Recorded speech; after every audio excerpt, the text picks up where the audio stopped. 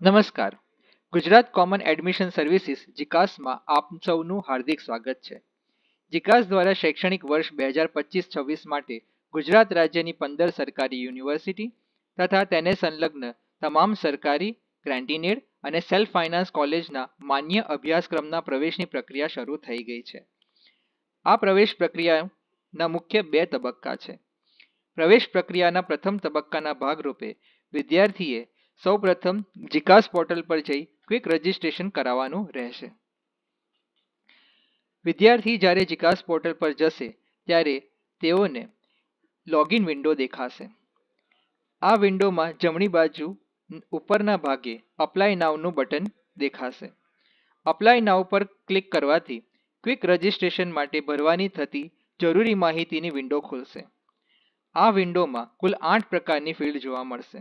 પ્રથમ ફિલ્ડ છે અભ્યાસક્રમનો પ્રકાર. બીજી ફિલ્ડ છે અપાર આઈડી કે એબીસી આઈડી. ત્રીજી ફિલ્ડ છે માર્કશીટ મુજબનું નામ. ચોથી ફિલ્ડ છે વિદ્યાર્થીની કેટેગરી. પાંચમી ફિલ્ડ છે વિદ્યાર્થીની જાતિ. છઠ્ઠી ફિલ્ડ છે વિદ્યાર્થીની જન્મ તારીખ. સાતમી ફિલ્ડ છે ઈમેલ આઈડી અને આઠમી ફિલ્ડ છે વિદ્યાર્થીનો મોબાઈલ નંબર. અભ્યાસક્રમનો પ્રકાર. અહીં ક્લિક કરવાથી undergraduate, post graduate, post basic BSc nursing, LLB, BEd જેવા અલગ અલગ પ્રકારના અભ્યાસક્રમ જોવા મળશે. જો વિદ્યાર્થી અંડર ગ્રેજ્યુએટ પ્રોગ્રામમાં પ્રવેશ મેળવવા ઈચ્છતા હોય તો અંડર ગ્રેજ્યુએટ રેગ્યુલર પર ક્લિક કરવાનું રહેશે. જો વિદ્યાર્થી અન્ય અભ્યાસક્રમમાં પ્રવેશ લેવા ઈચ્છતા હોય તો તેમને એમના પસંદગીનો અભ્યાસક્રમ સિલેક્ટ કરવાનો રહેશે. અપાર આઈડી કે એબીસી આઈડી. જો વિદ્યાર્થી પાસે અપાર આઈડી કે એબીસી આઈડી હોય તો તે અહીં દર્શાવવાનું રહેશે. માર્કશીટ મુજબનું નામ. વિદ્યાર્થી પાસે રહેલ એસએસસી કે એચએસસીની માર્કશીટમાં દર્શાવેલ નામ મુજબનું નામ અહીં વિદ્યાર્થીએ લખવાનું રહેશે. વિદ્યાર્થીની કેટેગરી. જો વિદ્યાર્થી એસસીબીસી, ઓબીસી, એસસી, એસટી કે ઈડબ્લ્યુએસ કેટેગરી ધરાવતા હોય તો તેઓએ અહીં તેઓની લાગુ પડતી કેટેગરી સિલેક્ટ કરવાની રહેશે. જો વિદ્યાર્થી આપેલ એક પણ કેટેગરીમાં આવતા ન હોય તો જનરલ પર ક્લિક કરવાનું રહેશે. વિદ્યાર્થીની જાતિ. વિદ્યાર્થીએ અહીં લાગુ પડતી જાતિ સિલેક્ટ કરવાની રહેશે. વિદ્યાર્થીની જન્મ તારીખ. અહીં ક્લિક કરવાથી કેલેન્ડર ખુલશે.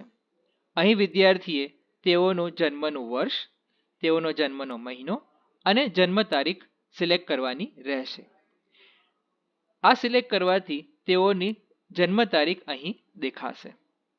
ત્યારબાદ વિદ્યાર્થીએ શિક્ષણ વિભાગ ગુજરાત સરકારના વિવિધ પ્રકલ્પોની માહિતી જો પોતાના મોબાઈલ નંબર અને ઈમેલ આઈડીમાં મેળવવા ઈચ્છતા હોય તો તેઓએ અહીં એ પ્રકારની સંમતિનું ટિક કરવાનું રહેશે.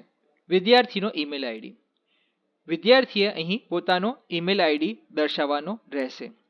આ ઈમેલ આઈડી પર ઓટીપી આવવાનો હોય વિદ્યાર્થીએ પોતાના કાર્યરત ઈમેલ આઈડી હોય તે જ લખવાનો રહેશે. વિદ્યાર્થીનો મોબાઈલ નંબર. ઈમેલ આઈડીની જેમ મોબાઈલ નંબર પર પણ ઓટીપી આવવાનો હોવાથી વિદ્યાર્થીએ પોતાનો કાર્યરત મોબાઈલ નંબર જ લખવાનો રહેશે.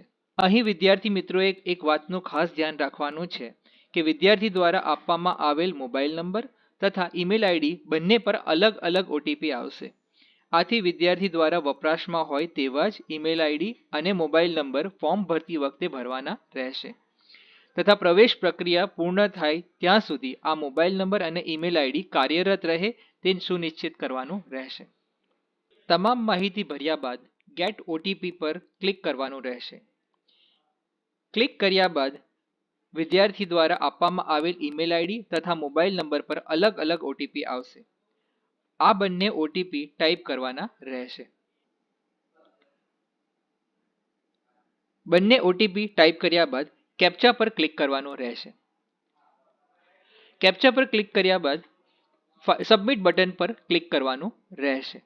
સબમિટ બટન પર ક્લિક કર્યાથી વિદ્યાર્થીની ક્વિક રજિસ્ટ્રેશનની પ્રક્રિયા પૂર્ણ થશે.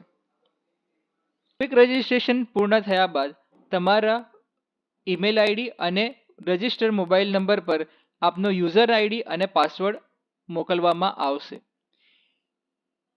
આ યુઝર આઈડી અને પાસવર્ડ નાખવાથી આપ આપનો જે બીજા તબક્કાનું ફોર્મ છે તે ભરી શકશો. જો વિદ્યાર્થીને ક્વિક રજિસ્ટ્રેશનની પ્રક્રિયામાં કોઈ પણ પ્રકારના પ્રશ્ન હોય તો તે જીકાસની વેબસાઇટ પર આપેલ યુનિવર્સિટી હેલ્પલાઇન નંબર્સ તથા જીકાસના હેલ્પલાઇન નંબર પર કોલ કરી શકે છે. આભાર.